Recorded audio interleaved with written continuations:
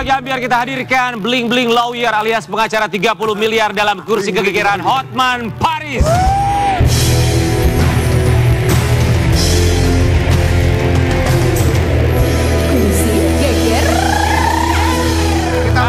Hotman Paris, ada berbagai kasus yang akan kita minta tanggapan dari Bang Hotman Paris. Baik, langsung ya. Honornya berapa nih? Honornya pengacara mahal ini. Pertanyaan yang pertama, apa alasan Hotman Paris turut memposting mengenai permasalahan Kimberly Ryder dengan Edward Akbar? Ya, kalau orang bilang unbelievable. Unbelievable apanya? So beautiful, hanya 2 juta dan nafkah cerainya cuma 6 juta. It's unbelievable di cewek cantik seperti itu.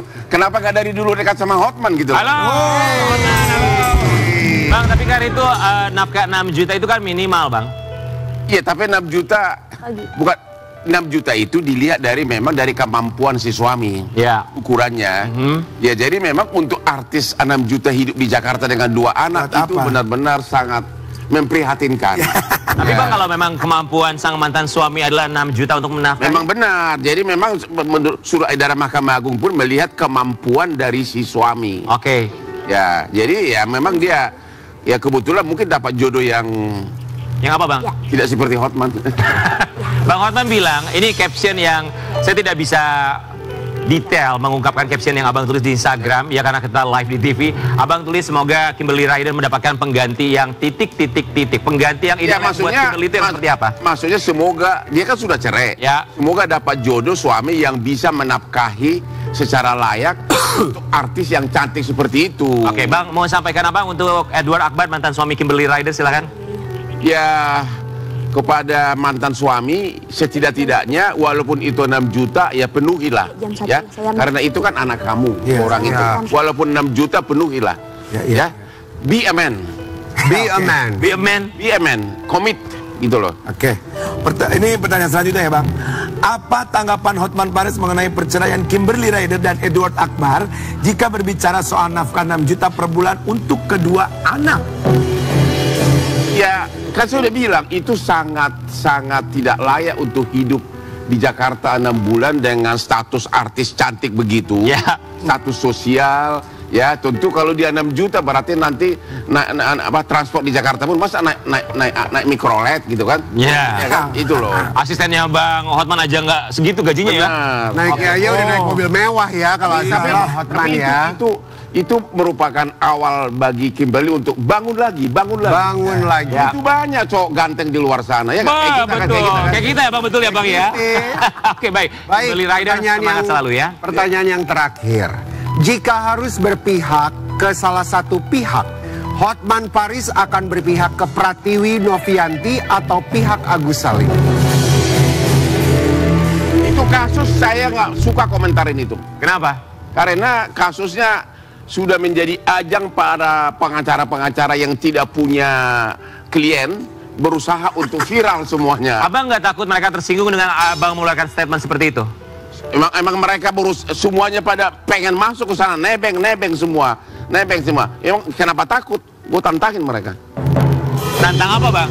Ya, kasus kecil begitu dikerubuti oleh begitu banyak pengacara. Untuk apa? Jadi menurut Abang ini kasusnya kasus kecil, Bang? Kasus kecil lah, tapi kasus receh, tapi dipeributkan oleh para pengacara untuk cari nama. Ya kan? Kayak kasus gua lah, gede-gede langsung raksasa, baru namanya pengacara. Oh, wow. Tapi itu yang paling gue suka Bang Hotman tuh kalau bagian terakhir gitu. Kayak gue dong. Abang nggak takut ya nanti pengacara-pengacaranya mengeluarkan statement buat Abang? Walawan. Oke. Hotman Paris.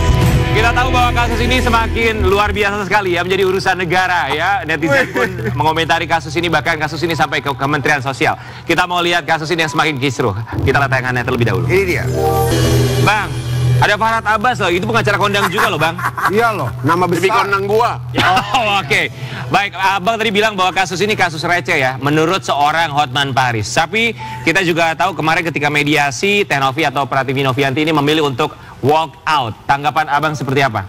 Aku melihat Agus ini kan orang yang diminta dibantu ya. ya harusnya jangan terlalu agresif begitu dong, ya. Harusnya dia tahu diri lah.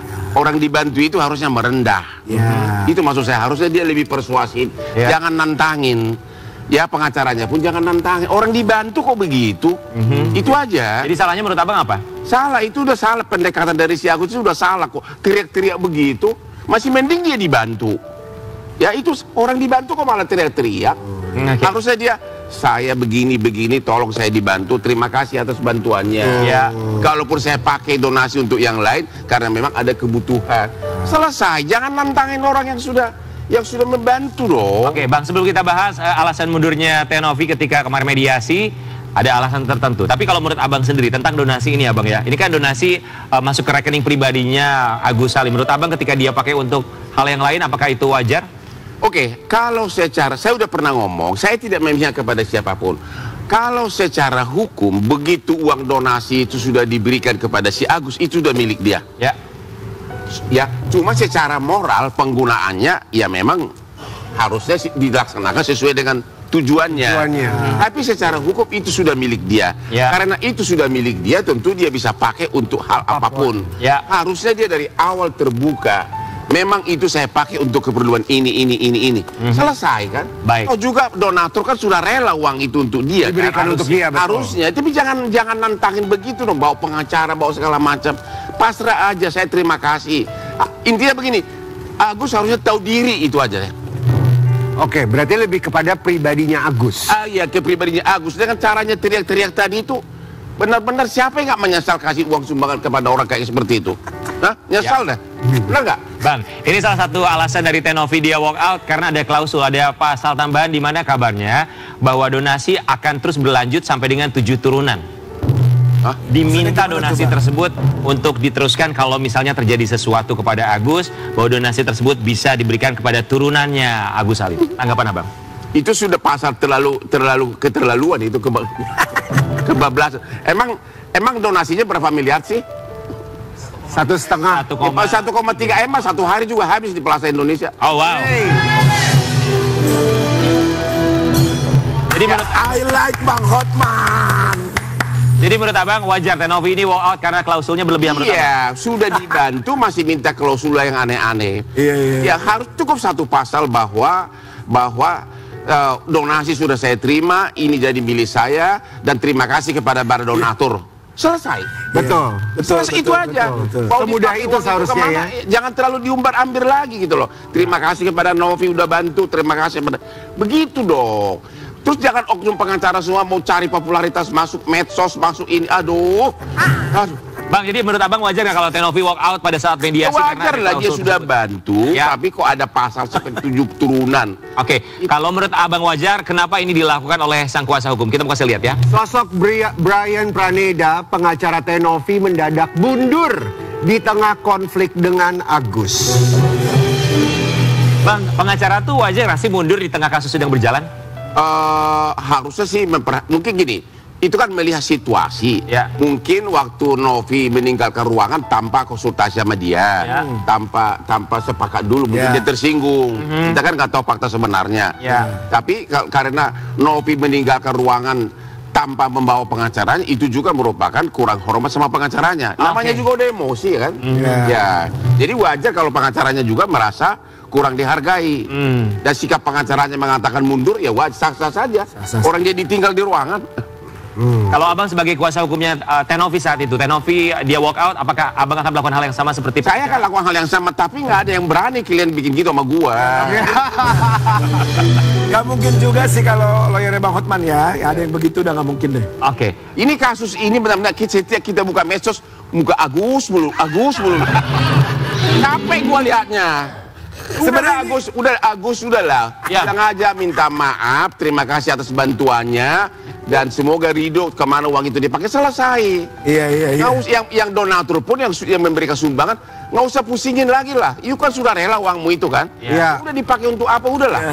Nggak usah harus dipakai untuk ini, pakai untuk ini. Bang, ketika mediasi ini tidak berjalan dengan lancar, artinya ada satu pihak yang walk out. Kemudian kalau menurut abang sebagai kuasa hukum ternama ya, sebagai bling-bling lawyer, akhirnya akan seperti apa bang kalau mediasi aja gagal? Ya artinya ke ranah hukum, ya ke ranah hukum. Cuma Yang saya tidak mengerti ranah hukumnya di mana. Kan sudah dikasih uang donasi. Kepemilikan uang itu sudah beralih kepada Agus. Agus dipakai untuk si asprinya atau apanya itu urusan dia. Ya, jadi nggak ada lagi masalah hukum sebenarnya. Artinya tidak terlalu perlu ditekankan lagi harus begini. Udahlah. Oke, Bang, itu kan awalnya bahwa transfer ke rekening pribadi Agus Salim. Kemudian terjadi perjanjian antara Agus Salim dan juga Tenovi bahwa uang yang sudah ditransfer ke Agus Salim ditransfer ke yayasan Tenovi. Apakah itu bisa juga akhirnya masuk ke ranah hukum, Bang? Bisa, kalau memang ada kesepakatan baru, artinya yang murni donasi tujuannya untuk Agus kemudian dipindahkan ke yayasan, berarti ada kesepakatan baru. Kalau kesepakatan baru itu mengikat, berarti sudah ada dasar hukum yang baru. Beda lagi itunya. Bukan Agus lagi penerima, tapi udah yayasan. Itu aspek hukumnya beda lagi. Baik. Bang, kita juga masih lihat ini ada pernyataan dari seorang Alvin Lim yang tampaknya menantang dalam tanda kutip menurut netizen terhadap Pratiwi Novianti. Abang senyum-senyum ya, kita lihat dulu ya. Abang mengenal Alvin Lim ini? Ini juga pengacaranya juga tiba-tiba nongol, ngapain ini dia mau menonjolkan aspek mobilnya 3 miliar, datang ke garasi gua ada 20 miliar malah. Udahlah para pengacara, carilah kasus-kasus gede, jangan diperebutkan kasus-kasus receh. Malulah tiap hari di TV gitu-gituan. Saya punya mobil 3 miliar. Lu udah tahu? Udah 30 tahun saya ada di garasi, ada 20 miliar malah mobil gua. Ngapain ngomong begitu, ya nggak? Bang, tapi kan bisa jadi ini teman-teman media yang minta statementnya dari Alvin Lim, Bang. Ya? Bisa jadi teman-teman media yang minta statement dari Alvin Lim. Mau minta statement atau tidak pun, jangan terlalu menonjolkan saya punya mobil 3 miliar lah. Yang ditonjolkan di sana mobilnya. Maksudnya gimana? Ada mobil fokus kepada substansi hukumnya. Damaikan para pihak. Ini kan sebenarnya uang kecil, cuma 1,5 miliar. Menurut Abang uang kecil loh, Bang? Ya, kenyataannya memang uang kecil. Artinya ngapain harus 1,5 miliar dibahas sampai 7 turunan? Bang, dengan statementnya bahwa dia minta kalau saya bisa mengeluarkan uang sekian nominalnya, kamu yang disiram air keras. Tanggapan Abang dengan kalimat itu seperti itu? Sangat tidak pantas diucapkan. Karena itu tidak pantas diucapkan karena mana ada orang juga yang mau disiram dengan 3 miliar, ya kan? Matanya sampai buta. Nggak ada kan? Itu mau menonjolkan seolah aku punya duit gitu loh. Orang emang udah lebih lama, Hotman lebih banyak duit dari kamu.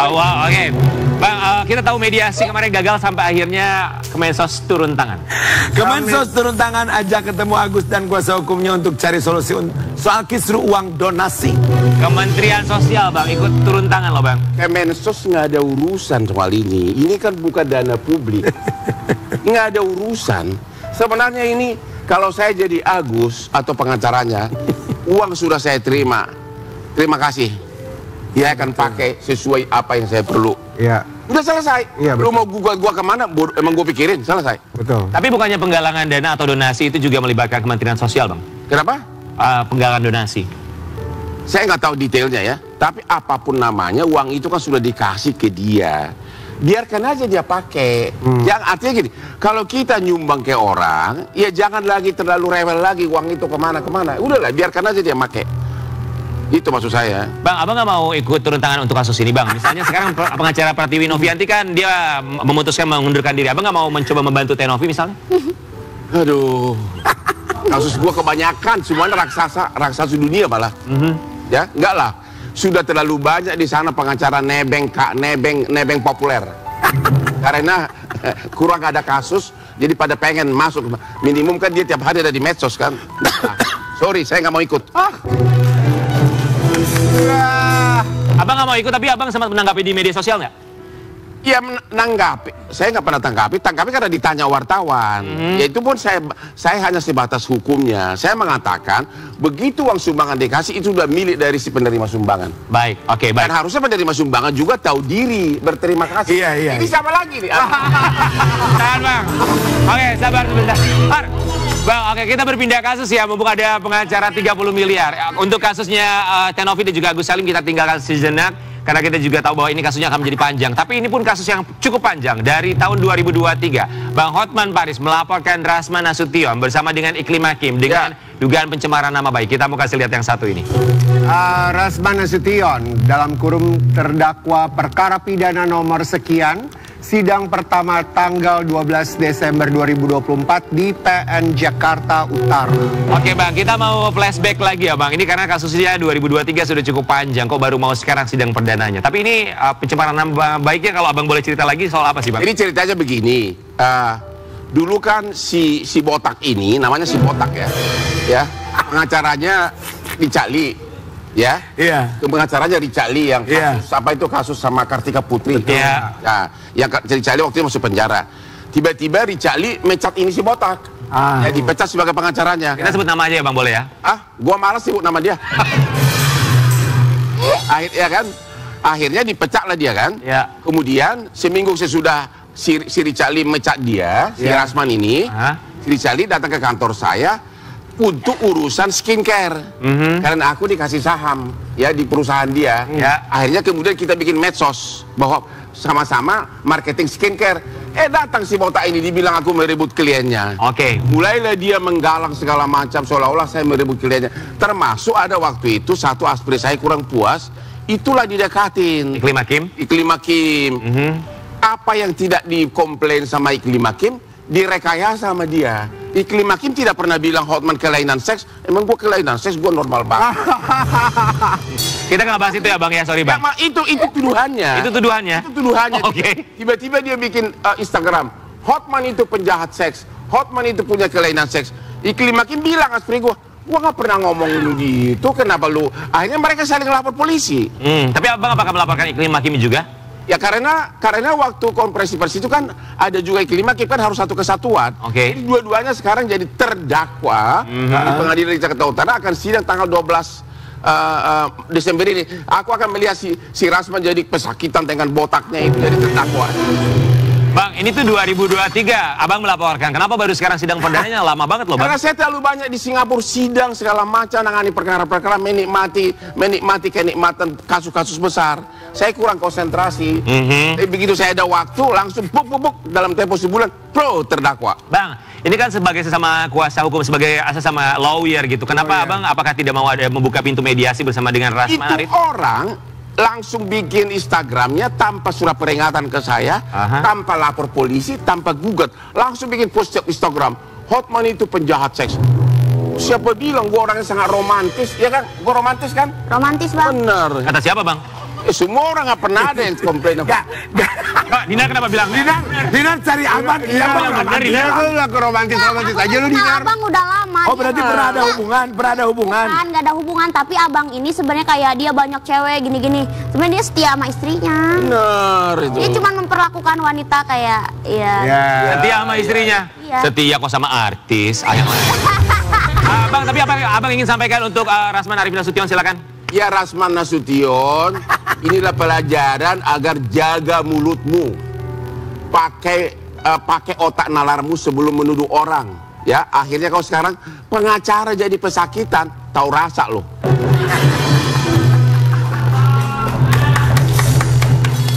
Aduh. Oke, Bang Hotman, kita tinggalkan Rasman Arif ya. Nanti kita tunggu. Tanggal berapa sidang perdana? Sidang perdana tanggal 12 Desember di Pengadilan Negeri Jakarta Utara. Aku akan melihat duduk si botak jadi terdakwa. Bang Hotman, tapi kita juga pasti akan memberikan kesempatan buat Rasman Arif Nasution. Selamat pagi Bang Rasman Arif, kalau sedang menyaksikan tayangan kami pagi ini live. Bang Rasman kalau punya waktu boleh datang ke sini juga untuk bisa mengcounter apa yang disampaikan oleh seorang Hotman Paris ya. Kita akan beralih topik, kali ini kita mau lihat, kata Bang Hotman, dia adalah cowok yang romantis banget. Bukan cuma untuk pasangannya, tapi juga untuk asprinya. Dibelanjakan sampai jutaan rupiah Bang ya? Rahasia kalau itu mah. Nggak jadi rahasia, karena sudah terbuka buat publik. Kasih lihat. Itu bukan jutaan, puluhan, ratusan juta. Itu mah brand ternama itu. Namanya Krekes. Kremes. Bang, sekali belanjain asisten bisa sampai berapa Bang? Ya tergantung asprinya yang mana dulu. Oh. Emang yang mana Bang? Yang dibelanjain gitu yang mana? Ini kan baru pendatang baru, jadi harus diambil hatinya. Gitu.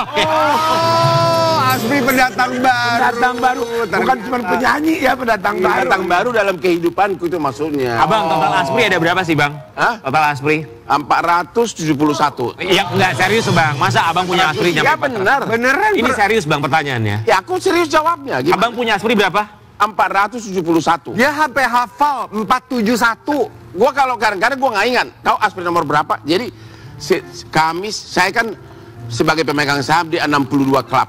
Oke. Kamis, Jumat, Sabtu itu saya harus pergi ke Labing untuk marketing. Aha. Marketing loh. Iya. Ya. Kalau sofannya kan panjang begini kan? Ya. Kan nggak mungkin saya bawa 2 orang kan? Betul. Harus 20 orang cewek semuanya, ya kan?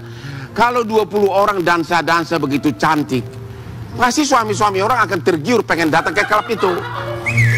Itu marketing aja. Akan tergoda marketing. Jadi orang salah pengertian. Saya lakukan itu untuk bisnis. Iya. Ngerti nggak? Oh ya. Saya lakukan itu untuk bisnis, bukan menunjukkan seolah-olah playboy murahan, enggak. Oke, baik. Sekarang berarti di garis bawah itu dilakukan Bang Hotman Paris sebagai trik marketing untuk klubnya dia. Strategi marketing. Benar. Termasuk kalau lihat gue di Bali, di pantai begitu-begitu. Ya, oh itu sopannya itu bisa 40 juta satu sofa. Karena beach clubnya Bang Hotman sendiri ya Bang ya. Benar, saya salah satu pemegang saham di beach club terbesar di dunia di Bali. Iya. Itu semua marketing, orang nggak ngerti. Ya, oke. Nggak mungkin saya pamer murah-murahan untuk pamer harta, enggak. Itu ibaratnya kalau kau punya toko roti, Ya. kau kan bikin Instagram, kau harus pamerin rotinya kan? Betul. Bukan monyet yang dipamerin. Ya, pokoknya untuk 471 asisten pribadinya Hotman Paris, semangat ya. Kita tahu bahwa hidupnya pasti akan sejahtera karena dibelanjain terus Bang Hotman Paris. Tapi Bang, ini ngomongin soal kesejahteraan, berbagai cara dilakukan oleh siapapun itu supaya dapat uang, cuan segala macam, termasuk juga dengan Coapex ya. Bang melihatnya kasus Coapex pacarnya Dinar Candy seperti apa? Singkat Bang. Enggak, aku perhatikan kasus Coapex. Intinya Coapex itu sepertinya mengakui bahwa dia melakukan perbuatan itu. Ya, mengakui. Dia nggak mengakui. Saran saya kepada Coapex, jangan fokus kepada para pelaku lain yang belum ditangkap. Ya, karena kalau 3 pelaku tindak pidana, 1 ketangkap, 2 tidak ketangkap, bukan berarti membebaskan yang ketangkap. Ya. Fokus ke arah alasan meringankan. Misalnya, saya cuma pegawai, Ya. saya disuruh majikan, siapa yang dapat manfaat. Karena saya melihat pasalnya itu maksimum, itu kan pasal 263 KUH pidana, 6 tahun maksimum. Ya. Ini 5 tahun 6 bulan, itu benar-benar maksimum, digas bener itu sama hakimnya. Jadi lain kali ketika banding, fokus ke arah alasan meringankan, ya. Soal apakah ada pelanggaran pajak, ini nggak ada kaitan. Fokus kepada perbuatanmu. Kenapa yuk lakukan itu? Disuruh majikan. Saya under perintah, di bawah perintah. Ya, manfaatnya majikan. Itu sangat meringankan. Jadi jangan terlalu fokus. Kenapa yang lain tidak ditangkap? Itu nggak bisa. Itu bukan alasan hukum. Baik, terima kasih banyak Bang untuk sarannya dan juga untuk semua tanggapan atau juga klarifikasi atas kasus-kasus yang luar biasa ya. Kasus yang menurut Abang apa Bang kasusnya? Apanya? Kasus-kasusnya kenapa Bang? Tadi kita sempat bahas. Yang mana maksudnya? Semua kasus-kasusnya menurut Abang receh gitu. Ya itu yang di medsos setiap hari ada, itu receh. Semua pengacara pada berlomba masuk. Semua pengacara pada berlomba masuk medsos. Kalau lu mau jadi asisten gua aja tiap hari masuk TV. Dan mulai saat lagi tetap di pagi-pagi Arabia.